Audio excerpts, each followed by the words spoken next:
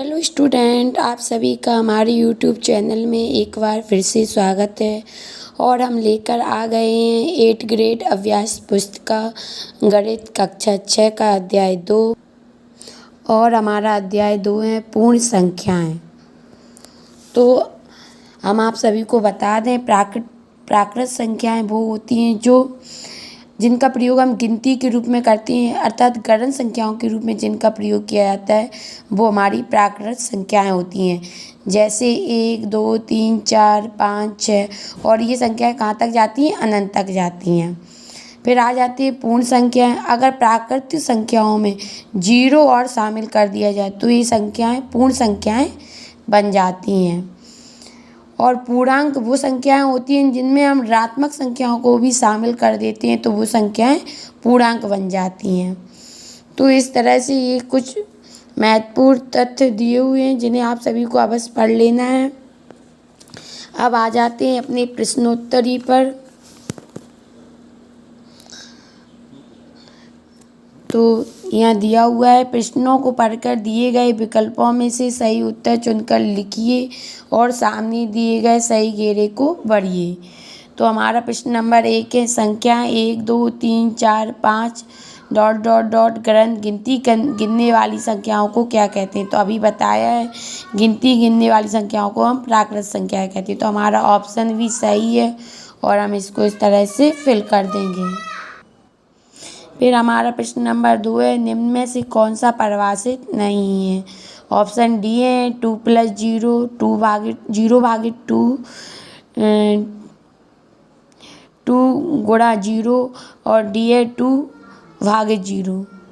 तो 2/0 अपना परिभाषित नहीं है क्योंकि इसका मान अनंत आता है, इसलिए ये परिभाषित नहीं है। तो हमारा ऑप्शन डी राइट है और हम इसको इस तरह से फिल कर देंगे। फिर हम आ जाते हैं प्रश्न नंबर 3। हमारा प्रश्न नंबर 3 है, निम्न में से सबसे छोटी पूर्ण संख्या कौन सी है? तो हमने पीछे बताया ही है, 0 से लेकर 0, 1, 2, 3, 4, 5 से लेकर अनंत तक जो संख्याएं जाती हैं वो हमारी पूर्ण संख्याएं होती हैं। तो ये पूर्ण संख्याएं जो होती हैं वो 0 से स्टार्ट होती है। तो हमारी सबसे छोटी पूर्ण संख्या 0 होगी, यानी कि हमारा ऑप्शन सी राइट होगा और इसको हम फिल कर देंगे। फिर आ जाते हैं प्रश्न नंबर 4 पर। प्रश्न नंबर 4 हमारा है, 999 की पूर्ववर्ती तथा परवर्ती संख्याओं का गुणनफल होता है। तो 999 की पूर्ववर्ती संख्या होगी 998 और परवर्ती संख्या होगी 1000 और 998 में 1000 का गुणा करेंगे तो हमें प्राप्त हो जाएगा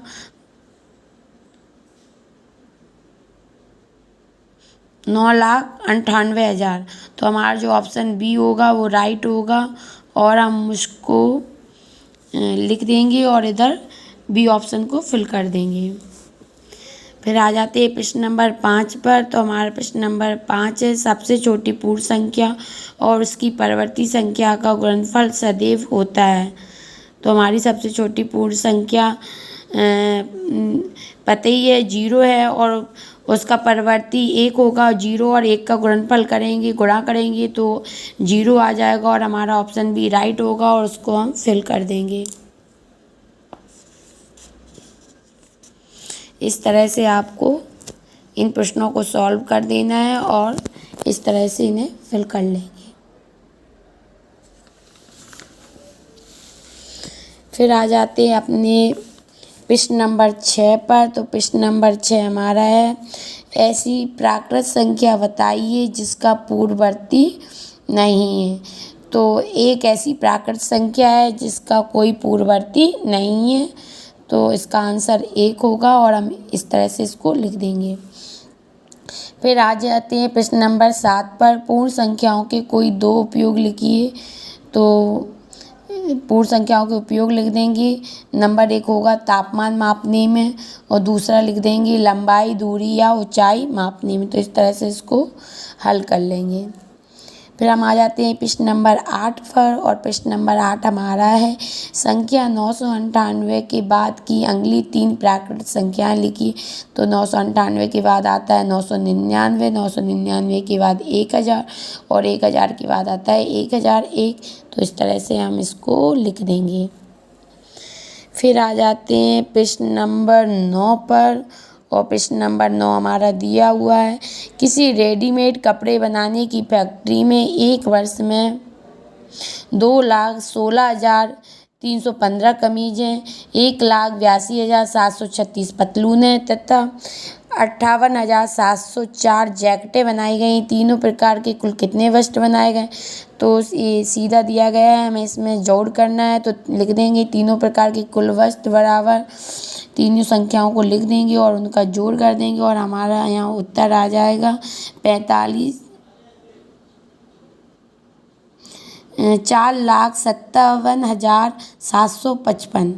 ये इसका उत्तर होगा 4,57,755। ये अपना उत्तर आ जाएगा। फिर आ जाते हैं प्रश्न नंबर 10 पर, और प्रश्न नंबर 10 हमारा है, एक पूर्ण संख्या 25 में जोड़ी जाती है तथा फिर वही संख्या फिर 25 से घटाई जाती है। इस प्रकार दोनों प्राप्त संख्याओं का योग ज्ञात कीजिए। माना हुआ पूर्ण संख्या 0 है, तब 25 में 0 जोड़ने पर 25 आ जाएगा और 25 में 0 घटाने पर भी 25 आ जाएगा और हम दोनों संख्याओं का योग कर देंगे तो 25 + 25 50 उत्तर आ जाएगा। तो इस तरह से इसको हल कर लेंगे।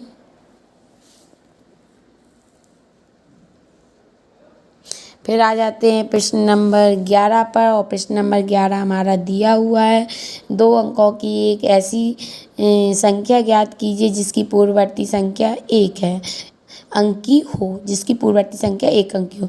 तो 10 हमारी एक ऐसी संख्या है जिसका पूर्ववर्ती 1 अंक है, यानी कि 10 का पूर्ववर्ती क्या होगा 9, और 9 हमारा 1 अंक का है, तो हमारा उत्तर आ जाएगा 10। 10 एक ऐसी संख्या है जिसका पूर्ववर्ती 1 अंक का है। तो इस तरह से इसको लिख लेंगे और हल कर लेंगे। फिर आ जाते हैं अपने अगले प्रश्न पर, तो और हमारा अगला प्रश्न दिया हुआ है, 1, 2, 4, 5 तथा 5 को केवल एक एक बार प्रयोग करते हुए 4 अंकों की ऐसी संख्या लिखिए जिसके पहले और अंतिम अंक को बदलने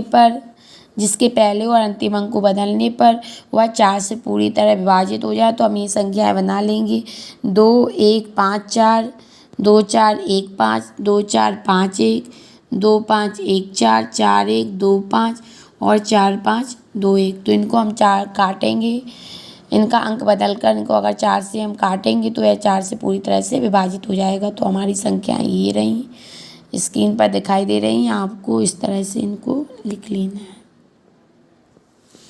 फिर आ जाते हैं अपने अगले प्रश्न पर, और हमारा अगला प्रश्न है प्रश्न नंबर 13, जोड़ घटाओ गुणा एवं भाग में से कौन सी संक्रिया किन्हीं 2 पूर्ण संख्याओं में लागू करने पर सदैव पूर्ण संख्याएं प्राप्त नहीं होती हैं, कारण बताइए।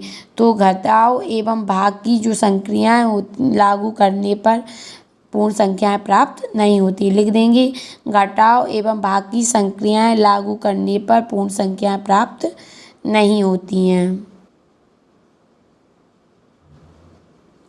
फिर आ जाते हैं प्रश्न नंबर 14 पर, और प्रश्न नंबर 14 हमारा दिया हुआ है, फरवरी 2023 में सभी दिवस सोमवार, मंगल, बुधवार, गुरुवार, शुक्रवार, शनिवार, रविवार 4-4 बार आए थे। क्या फरवरी 2024 में भी सभी दिवस 4-4 बार आएंगे, हाँ या नहीं, कारण बताइए। तो हम लिख देंगे नहीं, क्योंकि फरवरी 2024 में फरवरी 2023 की अपेक्षा एक दिन ज़्यादा होगा, क्योंकि जो फरवरी 2024 है वो क्योंकि 2024 जो हमारा साल चल रहा है वो एक लीप ईयर है, यानी कि इसमें 366 दिन होते हैं और जो फरवरी होती है वो 29 दिन की होती है।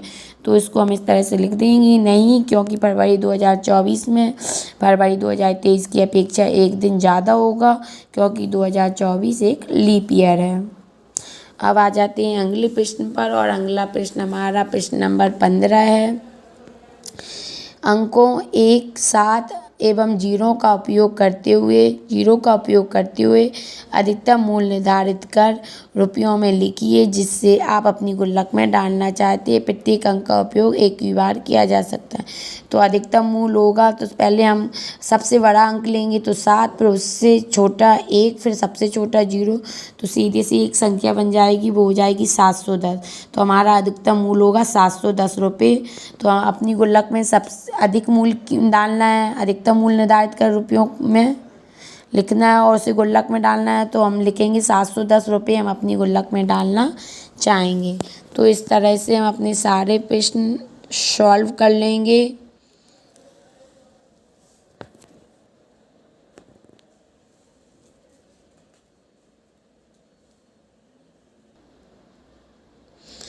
तो बच्चों इस तरह से हमारा जो अध्याय 1 है उसका अध्याय 2 का यहीं समापन होता है और इस तरह से हम अपने सारे प्रश्न को हल कर सकते हैं।